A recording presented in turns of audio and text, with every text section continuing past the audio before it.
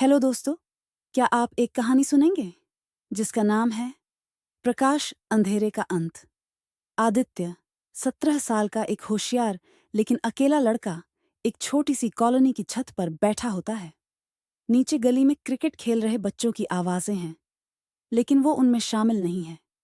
उसके हाथ में एक किताब है, क्वांटम एनर्जी एंड एस्ट्रोफिजिक्स, और उसकी आंखों में अकेलापन। वह सोचता है, शायद मैं भी किसी बड़े उद्देश्य के लिए नहीं बना, बस एक और नाम, एक और चेहरा।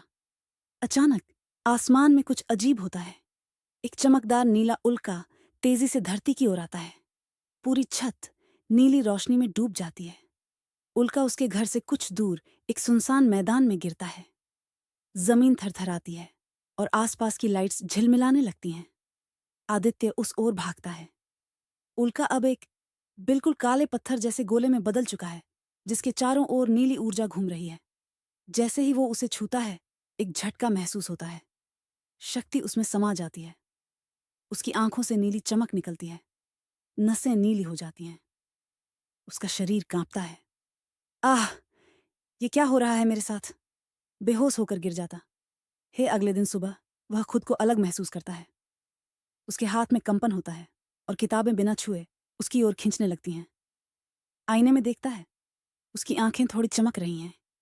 ये सपना नहीं था, कुछ बदल गया है। स्कूल में पहला इम्पैक्ट स्कूल के बाहर कुछ लड़के एक बच्चे को धमका रहे होते हैं। आदित्य कुछ दूरी पर खड़ा देख रहा होता है।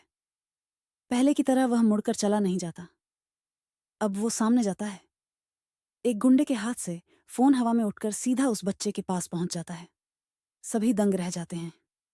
आदित्य धीरे से, अब ये मोहल्ला पहले जैसा नहीं रहेगा। दूसरी तरफ डार्कन की एंट्री दूसरी ओर, एक गुप्त लैब में डार्कन, एक रहस्यमय वैज्ञानिक, उल्का की एनर्जी पर रिसर्च कर रहा होता है। टीवी स्क्रीन पर आदित्य की छवि दिखाई देती है, उसके हाथों से निकलती ऊर्जा।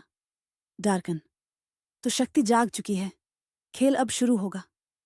आदित्य को पता नहीं कि उसके अंदर जागी शक्ति सिर्फ एक शुरुआत है। उसकी किस्मत में सिर्फ एक ही रास्ता है, प्रकाश बनना और अंधेरे से टकराना। आशा करती हूँ कि ये स्टोरी आपको दिलचस्प लगी होगी। ये शी स्टोरी सुनने के लिए हमें सब्सक्राइब करें और मिलते हैं पार्ट 2। तब तक के लिए अलविदा दोस्तों।